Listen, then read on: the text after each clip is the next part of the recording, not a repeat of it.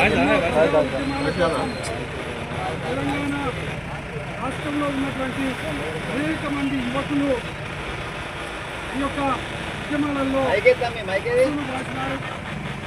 వాళ్ళను గుర్తు చేసుకుంటూనే మనము ఈ యొక్క అమరవీరుల స్థూపాలను ఈ యొక్క ప్రాంతంలో నిర్మాణాలు చేస్తున్నాం. ఈరోజు గోదావరి ఎండిపోయింది. కేసీఆర్ గారి నాయకత్వంలో నీళ్లు నిధులు నియామకాల కోసం రాగినటువంటి పోరాటంలో నీళ్లను కేసీఆర్ గారు సాధిస్తే వాటిని ఎలా కాళేశ్వరం ప్రాజెక్టును గుర్తు చేయకుండా నీళ్లను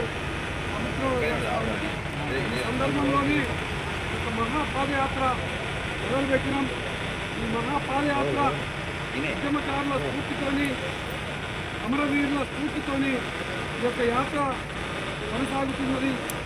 అమరవీరులు ఆశయాలను నిజం చేయడం కోసం కేసీఆర్ గారు కంకణం కట్టుకున్నారు.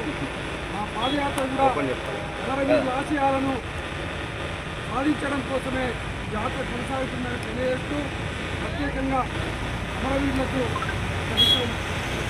నివాళులు అర్పిస్తాం. మౌనం పాటిస్తాం.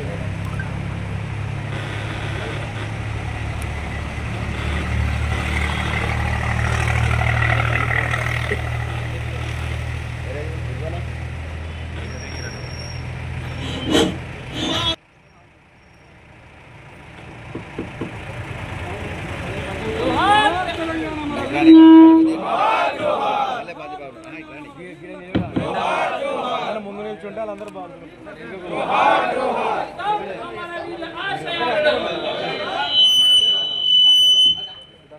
హృదయపూర్వకమైన ఉద్యమ వందనాలు. సౌండ్ తక్కువ పెట్టుకో.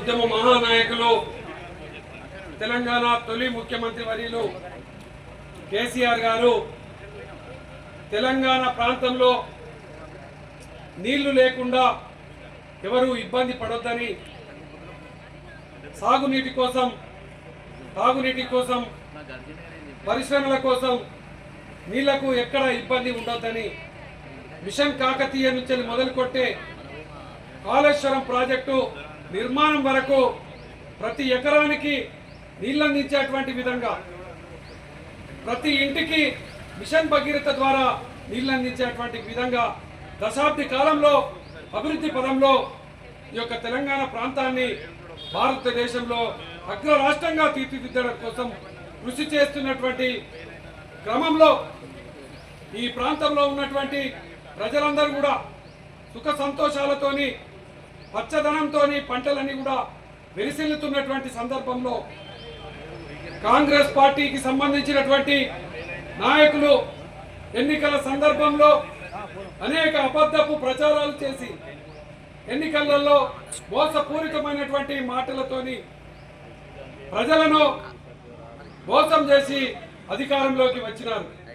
ఎన్నికల సమయంలో కాళేశ్వరం ప్రాజెక్టుకు సంబంధించి అది కూలింది అని చెప్పేసి ఒక అబద్ధపు ప్రచారం చేసినారు. ఆ ఒక్క అబద్ధపు ప్రచారాన్ని ప్రజలు నమ్మిండ్రు. ఆ అబద్ధపు ప్రచారాన్ని ఇంకా నమ్మించడం కోసం ఇంకా 100 అబద్ధాలు ఆడిండ్రు కాంగ్రెస్ పార్టీకి సంబంధించినటువంటి రేవంత్ రెడ్డి ముఖ్యమంత్రి. ఇవాళ గోదావరి నిండుకుండలా ఉండే కేసీఆర్ గారు ముఖ్యమంత్రిగా ఉన్నప్పుడు ఈరోజు ఎండిపోయింది గోదావరి. కాళేశ్వరం ప్రాజెక్టులో ఒక పిల్లరు ప్రాబ్లం వచ్చిందంటే 15 నెలలైంది. ఒక పిల్లర్ను రిపేర్ చేయలేనటువంటి దుస్థితిలో వీళ్ళ పరిపాలన ఉన్నది అని అంటే అందుకోసమే ఇలా ఎండిపోయింది గోదావరి.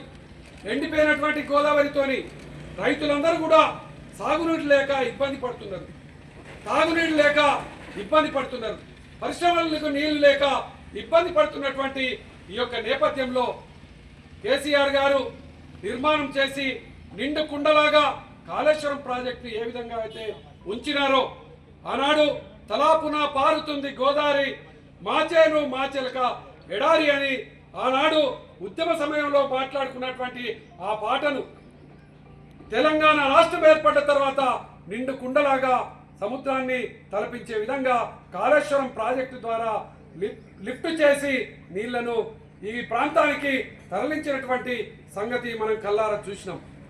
లిఫ్ట్ చేయడానికి అవకాశం ఉన్నా కూడా లిఫ్ట్ చేయకపోగా ఇలా పొలాలన్నీ ఎండిపోయినాయి.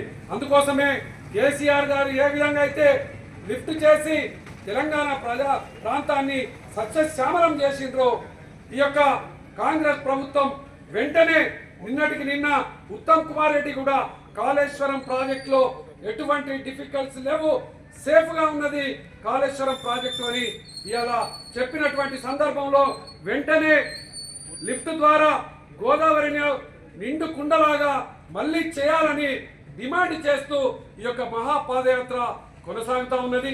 గ్రామ గ్రామాన ఇలా నీళ్ల కోసం ఉద్యమాలు మొదలైనవి. ఇది నీళ్ల కోసం చేస్తున్నటువంటి ఉద్యమం. ప్రజలారా ఈ యొక్క ప్రాంతంలో ఉన్నటువంటి ప్రజాప్రతినిధులను తప్పకుండా ప్రశ్నించండి. ఈ యొక్క నీళ్లను ప్రతి ఇంటికి ప్రతి ఎకరానికి అందించేటువంటి విధంగా ఇలా ఉద్యమాలు చేయాల్సినటువంటి సందర్భం వచ్చింది. ఈ సందర్భంగా ఈ ప్రభుత్వానికి ఇప్పటికైనా కనువిప్పు కావాలి. కేసీఆర్ గారి గొప్పతనాన్ని ఇలా చెప్పుకుంటూ ఈ యొక్క గోదావరిని లిఫ్ట్ ద్వారా నింపాలని కూడా ఈ సందర్భంగా మేము కోరుతా ఉన్నాం. జై తెలంగాణ, జై తెలంగాణ.